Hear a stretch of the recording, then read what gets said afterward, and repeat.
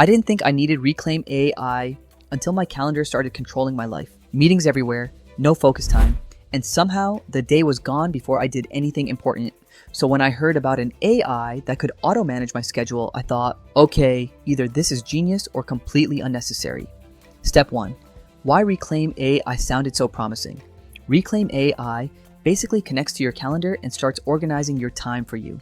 Focus blocks, breaks, habits, even rescheduling meetings automatically.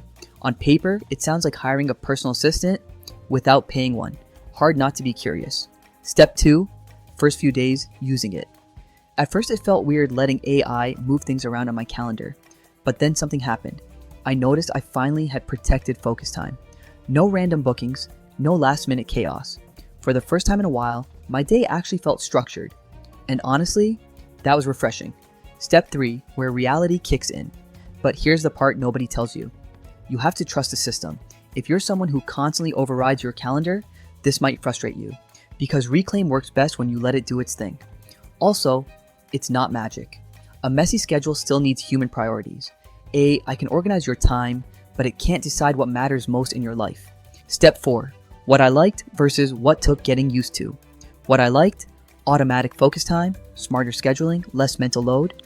What took adjusting, letting I rearrange my day, setting rules properly, not fighting the system.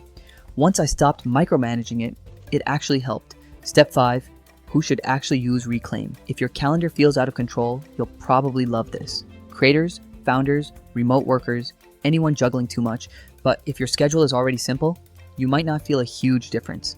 Final thoughts. So before getting Reclaim AI, don't ask, is this tool good?